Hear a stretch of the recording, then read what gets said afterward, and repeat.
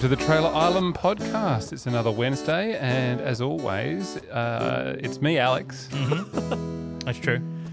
And I'm joined by Steve. And Matthew. And on the Trailer Island podcast, we compare films and their trailers. Did the film deliver what the trailer promised? But there's a catch.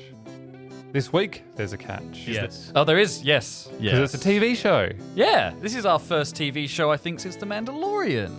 Yeah. Yeah, so that's cool. It's a solid distance between those two, between many a film We were really traumatized by reviewing The Mandalorian. doing TV. Now, did we do just one season of The Mandalorian? Yes, I think that was before season 2 came out, yes. So perhaps we need to do season 2 at some point. that could be fun. Yeah. Absolutely. Is it too much Star Wars in one thing? I do, and I think, there's a bit of a clue here as to what TV show we're doing, but Ah. I do like how the only 2 TV shows we've done have been Star Wars related. Honestly, on the flip side of that, we've got you on this podcast, and you're a mega fan, and we really haven't touched Star Wars No. as in depth as I would have thought by now. No, I mean, despite my best efforts to bring it up in every episode, we haven't done an actual Star Wars episode, no, other than Mandalorian, no. Which saddens me, but I live in hope that we will get to do all of the prequels at some point. That could be like just a special prequel episode could be quite fun as to how they were marketed, how they were received, and how they've aged since their release. Not well. Yeah. You know what? Don't get me started. Let's stay focused. We've only got so much time to tell this story. Let's so talk about an element that's objectively improved the prequels. Sure. That The is Clone Wars. The Clone Wars. Yeah. And let's talk about, could we call it the follow-up, the season Well, follow-up the series? Clone Wars ran for 7 seasons. It Mm. was a animated cartoon that was all about Star Wars and whatnot. That was set between episodes 2 and 3 of the film franchise. And the series that we're talking about today is I guess it's a continuation from that. We're seeing characters that appeared in the Clone Wars, and now they've got their own little show. Yeah. And and this is set just after the Jedi Purge. Yeah. That's right, yes. That's Like, actually as the it's springing happening. off point of this, I think. Literally as it's happening. Yeah, which is where this kicks off. Quite So a strong opening, really. talking about opening, Matthew, would you Yes. like to tell us what it is? Oh, I'd love to. We are talking about Star Wars The Bad Batch. A test is in order. 5 enhanced clones? More capable than an army. Yet they exhibit a concerning level of disobedience and disregard for orders. What else you got? Give me more! Our squad's nothing but trouble.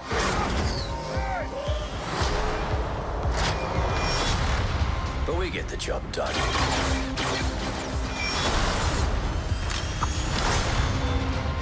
You're Clone Force 99. You know who we are. Hunter, Let's go. Echo, Hyperdrive's online. Tick, Prepping to jump. Wrecker, Let's blow something up. Yeah! and Crosshair. Your move. Ha! We're all you need. I want Clone Force 99 found and wiped out. The galaxy's a dangerous place to be. We need to get out of here. What do you say, kid? You want to come with us? How can I help?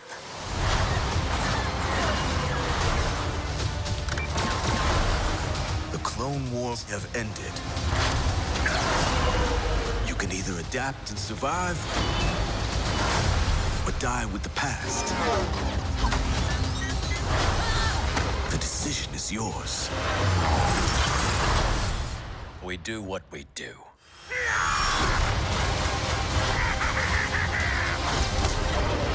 Strap in, kid.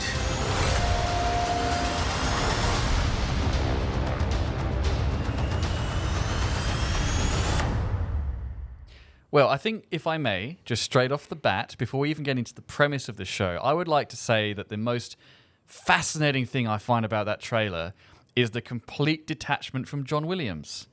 who I think, and I'm not saying this in a bad way, I really love this about this trailer, is that music is a very Hans Zimmer style score for this very, I suppose, different group of characters that we're not used to following in the Star Wars universe.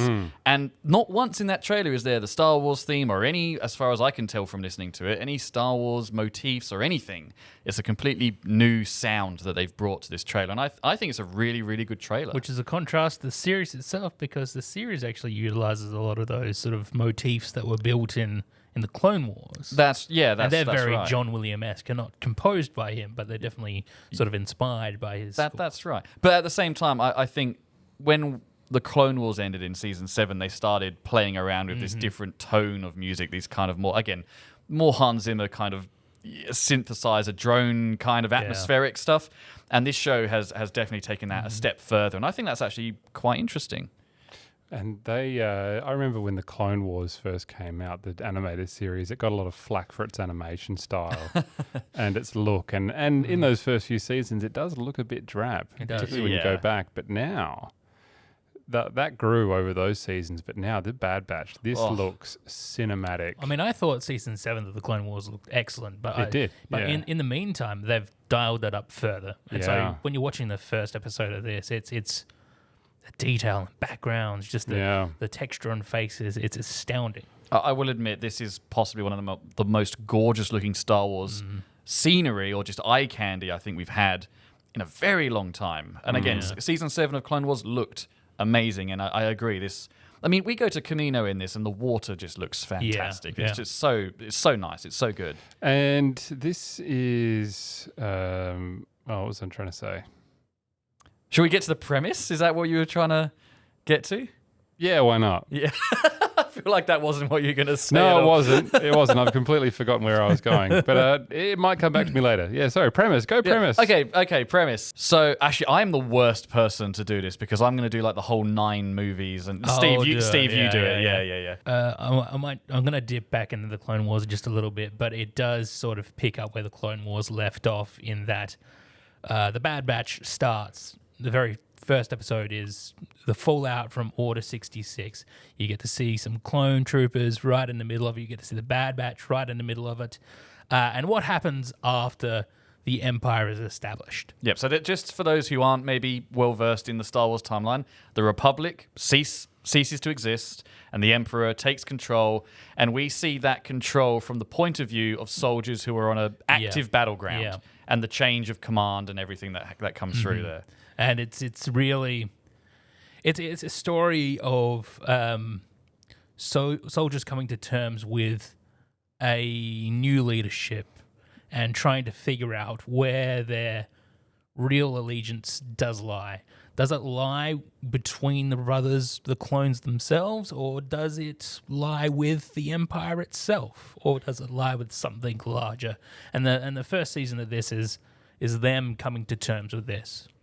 Now, they are all clones of the same person, which was Jango Fett. That's right. And so they're all brothers, technically, but also in brothers in arms. And Clone Force 99 that follows here, they are sort of enhanced clones. They all have sort of different things. I'm not sure if they were enhanced or kind of semi-faulty that they've just prioritized or made the best of. And the premise, or how we get to this point is, and how everything gets taken over, the Republic loses and stuff, is that all the clones have a little thing embedded in their head, and that when they were given this command, they would turn on the Jedi. Yeah.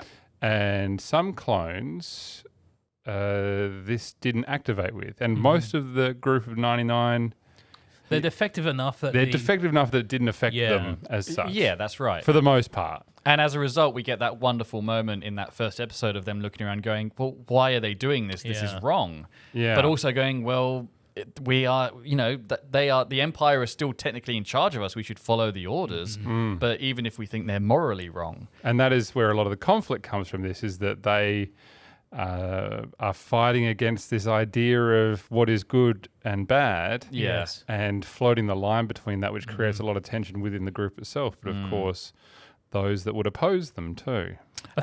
Sorry, Steve. I think what they've touched on really well in this series is the idea of nature versus nurture.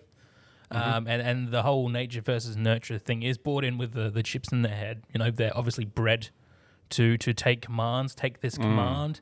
But these guys have nurtured themselves. They're defective enough. They're intuitive enough. They are resourceful enough, and they don't seem to want to, comply with these commands.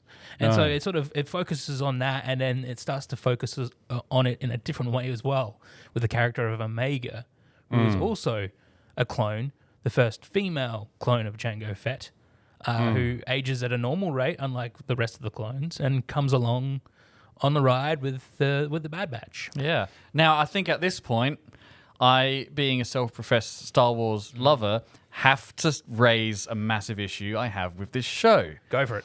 Now, I don't... Is it your issue again with key female characters being in leads? Oh, God. When has that ever been an issue? How? No, I'm leaving. No, I just want to... It's very important to me that I'm conscious I don't want to be put in the same box as anyone on the internet who hated Last Jedi just because it was the in thing to do. I've thought about my reasons here, and I'm not attacking Star Wars. I think this show is really good. There's just this one thing that did bug me about it, and I want to know what you two thought about it. Which is, so we've discussed this premise, which probably takes place over maybe the first 3 episodes of them dealing with this. And then the finale of this season, like you say, Steve, is them, without giving spoilers out, they make a decision either way as to where they stand. Yeah. I think that's fair to say. And that takes place probably over the last 2.5 maybe episodes. This is a 15-episode show. 16-episode show. And for me personally, there are some really good one-off episodes, but for the most part, a lot of those middle episodes had no bearing on either character development or furthering the plot whatsoever. And I didn't want to... This hurt me to begin with, because I thought, why did I watch an episode of Star Wars and I didn't really care for it? And I can't remember which the first one was. Basically, a lot of the stuff with Sid there, they run in with this employer called Sid, and I found a lot of those episodes... Underworld handler. Underworld lizard face person. And I found those episodes, they would start... And let us be clear, I think the biggest arc here... Let me be clear. Okay. Yeah. I think the most fascinating thing is their relationship with Omega. Yes.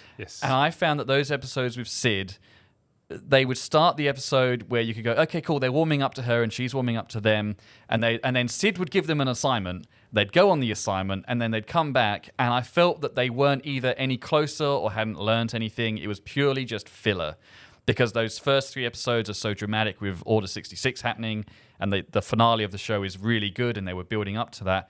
I just think a lot of dead space in the middle there. I think there should have been maybe 10 episodes as opposed to 16. Well, I think it's okay that it got to 16 episodes with some fillers, because even The Mandalorian suffers from those one-off episodes that are just filler, where he goes on a mission and comes back and that's it, and nothing really happens. But I did have that issue with The Mandalorian as well. Exactly, and I think you're right that it does suffer from that drama serialization a bit, where it's procedural, drama procedural, where they just go out, they do something, they come back and it's done. Yeah. Like any other crime show that you can imagine of, it's just very procedural as it's described. But yeah, I think, you know what, you're right. It does suffer from that. But in the end, like watching the trailer again for the first time in a long time, since it's been, I think, 4 or 5 months since episode 1 came out of this, is that I was watching that and just getting glimpses of stuff that happens in this series and just going, that was so good. Yeah. That was just such good storytelling. And again, I want to make it clear, I'm not hating the show. It's just, it's structurally, it's not even, I love all the characters. It's not that. It's not the story. It's just structurally, I think this has some pretty severe issues. Sure. So we did discuss this with The Mandalorian as well, because, we talked about episodic nature there. I think this is a lot more... a lot more lenient in that. I do take what you're saying there, but I would contest that I think every one of these episodes has a little bit of character development. There's always, you know what? And I've seen it once, and it probably does. Yeah. But I just felt there wasn't enough to progress. But it does take a tiny step most episodes, and that's okay due to just the episodic nature of it. And I'm very happy that it's got a season 2. Yeah. Because it will continue on in that format. It was set up for a season 2, wasn't it? I don't know. Well, yeah. Honestly, I don't. Yeah. That reaction. Yeah. No, actually, now that I say that out loud, which happens so often, I realise the potential stupidity of my statement, is that if it finished where it finished in this season, I'd be happy with that. Yeah. Because it leaves enough questions and nothing glaring for you to just go, you know what? Sure, I'm happy with that. And actually, to that effect, I should say the lore building and the world building in this show, much like everything else in the Clone Wars, continues to be excellent. Like seeing the transition from clone troopers to sort of almost stormtroopers in certain places. And we see a lot more of the iconography of the Empire become much more prevalent in this, as opposed to the iconography of the Republic in terms of their spacecraft and that kind of thing. Like, this is all just nerd stuff, but it's cool to see that organic transition from prequel to original trilogy. And that was really cool. And what it does really well is that it gets into the stuff that, you know, in this universe, it's not just the Skywalkers cruising around doing stuff and being Jedis and that. Like, there's other stuff going on. Yeah, like absolutely. in The Mandalorian, someone mentions a Jedi and someone sort of, hang on, the what? And it's like, the universe is so big that in some corners, you know, that sort of stuff doesn't exist. So in this, obviously, it's very embedded in the creation of the Empire and stuff, but we get those stories of things that are going on in almost everyday life for people in the universe, which is really nice. And I think there was that episode where they we see a city or we implied world become occupied by the Empire, and the politicians are going try and sort of fight back, kind of thing. I think I'm remembering this correctly. Yeah, that's right. Oh yeah. That was one of the stronger episodes. I thought that was terrific. But it was really cool to. I was thinking, like, if this was a clone, and this is very much a good thing, if this was the Clone Wars, obviously the Jedi would turn up and save the day. It's like, no, the Jedi are gone. And you've got to deal with, you as an audience member, have to deal with the fact that, this is such a huge shift in the universe for these characters that who's going to come and save the day? There's literally no one. They're stuck with this oppressive regime in the Empire. They're stuck with it. Talking of world building, did anyone find it quite funny and a little bit weird and forced that they tried to sneak in some Snoke clones into this TV show? Did they? They did. When they go to the old Camino, it's not on Camino, but it's a Camino and cloning facility on a planet. I think it was a gas giant. Omega knocks over some things, and a Snoke clone comes out. They don't address it, but it's implying that Snoke the Emperor has had Snoke clones up his sleeve the whole time, kind of There's thing. been undercurrents of that the whole season. There's a character called Nala Se, who's the cloning coordinator, and of Camino. and she's a target of the Empire. She's someone they want to keep safe. So I think that's sort of leaning into that. Yeah, she kind of has, like, you know, Special on her LinkedIn profile looking yes towards the end of right. the season, and they're like, you know, we're going to hire you. Yep. Undertaking contract. Yeah. And they kill Lama Su, everyone's favorite Attack of the Clones character. Yeah. This implied that they rough him up a little bit. Yeah. Yeah. Do you think that, talking about how this season gets wrapped up and how other Star Wars merchandise has provided quite big cameos, and we have an expectation, is that I think there was a lot of expectation for this to have a huge cameo towards the end. I suffered from this. Yeah? And it doesn't really happen.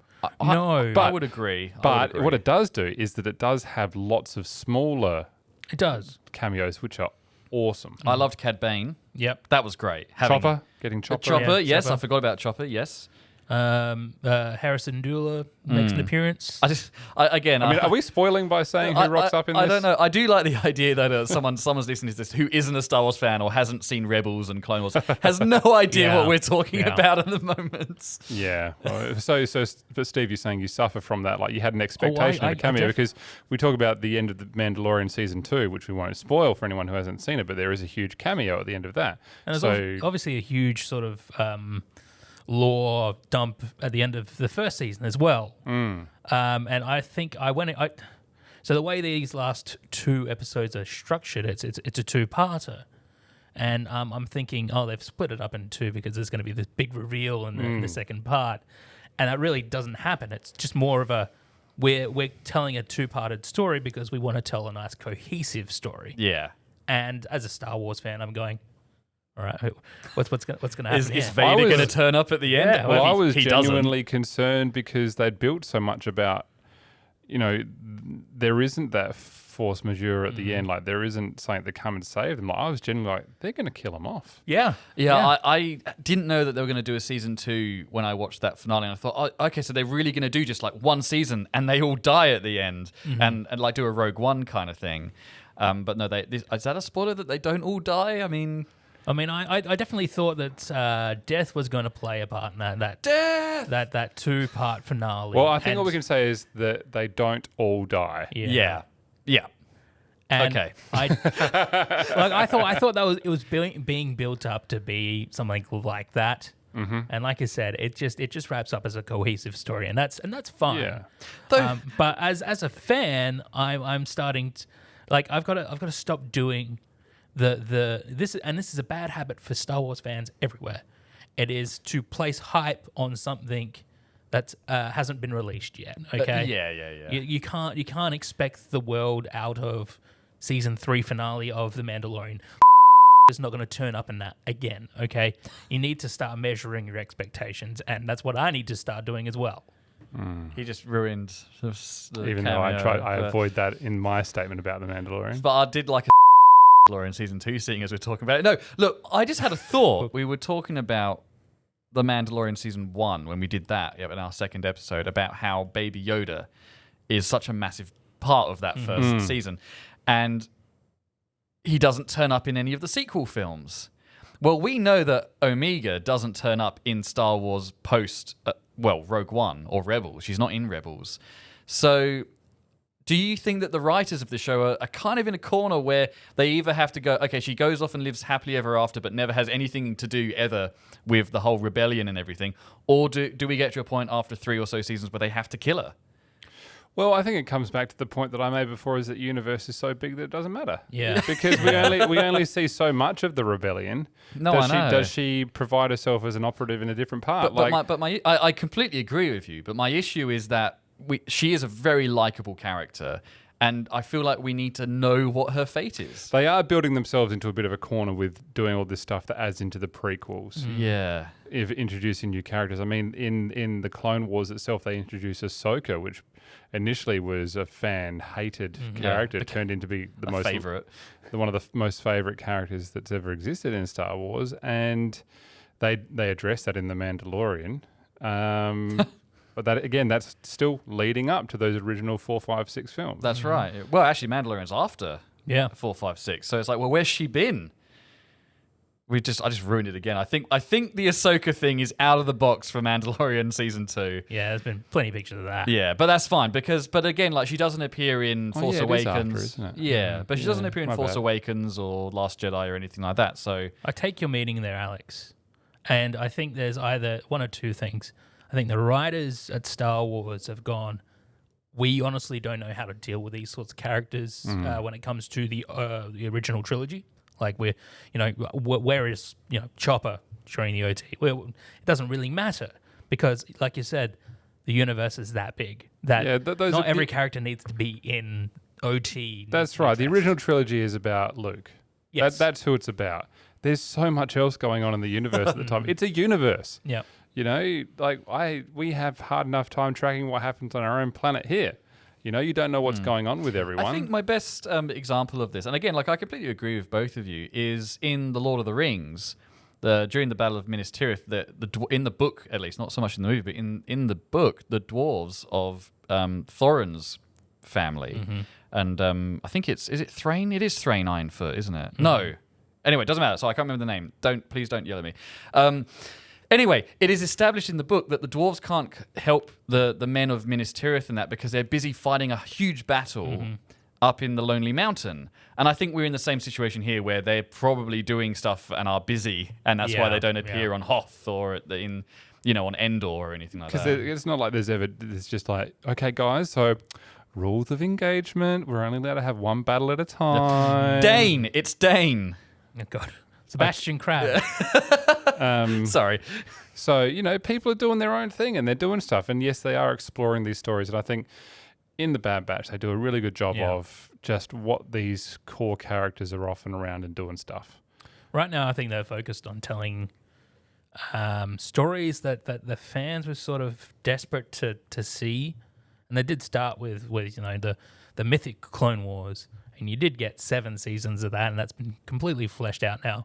And I think one element that a lot of fans were dying to see were what were the immediate ramifications of Order 66 and the end of the war, and we do get to see this. I think another great thing that we managed to see in this was just the raw power of the Empire.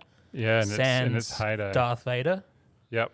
You know, there's in the last episode, this is great demonstration of that. Yeah. You know, and I've Yeah. never seen that before, And apart we- from the Death Star. And we also get to see why some things don't appear in the original trilogy as well. They go, well, we're just going to wipe that out, so it can't exist, and that's Yeah. fine. And But it works I out. appreciate the continuity. And for what is, pull me up on this. What is essentially a kids show? It's pretty dark in places. It's Can dark. we be so critical of it, particularly when we talk about the episodic nature? Sometimes we're just like, it's a kids show. I don't know. I mean, I thought you Or- were going. but- I thought you were leading up to how dark the show is. Well, it's also that. but yeah. you know what I mean by that. Like, how much do you criticize an episode of Play School? Heavily. different age groups, of course. Yeah. I think this strives to be a lot, and a lot to a lot of different audience as well. Not just young adults. We sat down, we watched this TV series because we're Star Wars fans. Yeah. I think this would also appeal to fans of war films, war books, that sort of stuff. And I think if you look at it under that scope, yeah, absolutely, why not? Let's talk about how good the storytelling in this is, where certain character motivations may fall over, that sort of thing. I think that's all fair game with this. Yeah. That's good. Do we do a little shout out to the man who voices every single one of the I clones? think we really Yeah. should. Yeah, he does a tremendous job. D. Bradley Baker. That's it. And so, for those of you who haven't seen the show, it's one guy voicing all these characters because they are clones. Yeah. So, and they all each have their own different type of voice as well. He does a really, really. I mean, he's also done the same thing on the Clone Wars. He's voiced Yeah. all the clones Yeah. during Yeah. 7 seasons. Yeah. And we're talking about clones who, again, like some people may not know who these are, but like Rex and Cody, they all have their own personalities, and he's very good at distinguishing between that. It's very impressive. Well, what are we going to give this out of 5? Crossbows. Crossbows? Oh. Yes, that's a good laser bows. Laser laser bows. bow. Omega gets a laser bow. Yeah. brain tumors. Oh. Inhibitor chips. Inhibitor chips. Oh. Wait, who had a brain tumor? So that's what technically is what the inhibitor chip is. Oh. Sort of a custom grown tumor. Oh, right. Okay. Lovely. Joyce. Again, Joyce. kid show. Yeah, if you ever get a chance, look up Star Wars war crimes, and Yeah. you can discover how often the rules of engagement are not applied to in any of the cartoons. I remember when you were teaching at uni, Alex, and it'll be a short story, but the teaching staff brought along a Cartoon Network executive to have a speech at the uni. Yes. And I, at that stage, had just sort of finished the 5th season of Clone Wars and was sort of very taken aback with how violent it really was. No blood or gore, but there's a lot of implied violence, a lot of lightsabers going through people. And I had to ask him, like, what's the deal? Like, I don't remember cartoons being this violent in my day. And he said, well, look, we've got to now cater to a lot of different specific demographics. And the Clone Wars is doing that for a very young adult audience, 12 to 15 male. And us kidults as well. Yeah, Yes. I mean, I think all of us loved the Clone Wars, but I think all of us also agree, however good the show is almost the whole way through, those first few seasons are very kid-friendly. Yeah. I think it's fair to say that when it starts taking itself more seriously, as it starts getting into the Revenge of the Sith territory, and Yeah. we start seeing Anakin getting tormented, it gets quite dark because it has to appeal to us people who grew up. Well, let's be honest, we grew up with the prequels. That we were the right age for them. Yeah. So we're going with brain tumors, or Sure, why not? or war crimes, or Inhibitor chips. inhibitor chips. All right, who would like to go first? I'll go first. Okay. I'll give this a 4.5. Okay. It was very, very fun I loved sitting down to watch this every week. This was like, it was warmth. It was nice. It's nice to be in weekly TV again. And This is so well animated, so well put together. I thought D. Bradley Baker's voice acting at times did get a little annoying, but then I stood back and I was like, you know what? He's doing 5 voices at once. Surely he's getting strained. Surely he's he's under a lot of pressure. He's doing a really good job. I will say that I don't think the last 2 episodes should have been 2 episodes. It should have just been one 40-minute episode. Oh, okay. Yeah, 4.5. Oh, very good. That's fair. I do second a lot of what you have to say. I think, again, splitting that last episode into 2, I think because we've been given the Darth Vader cameo at the end of Rogue One, and not to mention a few others in The Mandalorian Season 2, we had kind of been trained to expect something. And I think if you split an episode in 2, your expectations are even higher for something like that. Look, the animation I can't fault. This just looks stunning. It's so good. And again, they've taken that original art style that was so disliked in Season 1 of Clone Wars, and it's still very much got its DNA in that, but they've tweaked it, they've refined it. The detail is incredible. I love the characters in this. I like that it's a story sort of from the outside looking at this Republic turn into an empire. That's really cool. The structure bothered me. There were episodes where I thought, whilst they were good, entertaining 24 minutes or so, I thought, but what happened? Like, nothing happened there. Like, I need more. This is Star Wars. I need substance. I need lore building. That's just what I like out of Star Wars. That's just me. So I just think it went on too long. I think cut out 3 episodes and this would have had an extra point from me. My only other thing, and I hate to compare, but Season 7 of Clone Wars was so good and so strong. I could not help but compare this to that, and this did come off not as good because it's not trying to be Season 7 of Clone Wars, but I, as an audience member, was really hoping for that, and that's just bad on my behalf, really, but I think it stopped me enjoying certain aspects. I'm going to give it, a 3.5. Yeah. Well, I'm going to go straight out with 4, and both of you said a lot of things that match exactly how I feel. I'm going to bring it back to the trailer. And I think that trailer just nails the tone of this series. It does. So, yeah, it's a 4 from me. Okay. Yeah, it is a really good trailer. And there was another trailer, they released a second trailer where the Emperor has a little cameo, and that was awesome. That delivered as well in the TV show. Yeah, that was really good. Good old Sam Witwer. Oh, yeah, he loves it. Oh, we sure it's not Ian McDiarmid in this? Oh, good. Because I know he came back to do Rebels, didn't he? I'm not sure. Maybe that's one for Google. Either way, Sam Witwer is a win. Yeah. No, that's true. What did I claim he didn't voice, or? Oh, no. It was about voicing Darth Maul in the TV. Phantom Menace. He did not voice him in Phantom Menace. Peter Serafinovich. That is correct. That's 12. Yeah. Out of 15. Yeah. You okay, Alex? Math good. Yes, indeed. It's all the halves you guys are putting into these things. Doing my head in. I can only apologise. Good, I'm glad. Well, we've been the Trailer Island podcast, and you can catch us every Wednesday from wherever you get your podcasts. If you're enjoying it, make sure you leave us a 5-star review. Make sure you're also subscribed so you never miss an episode. And also look at our back catalogue as well. There are so many to go through.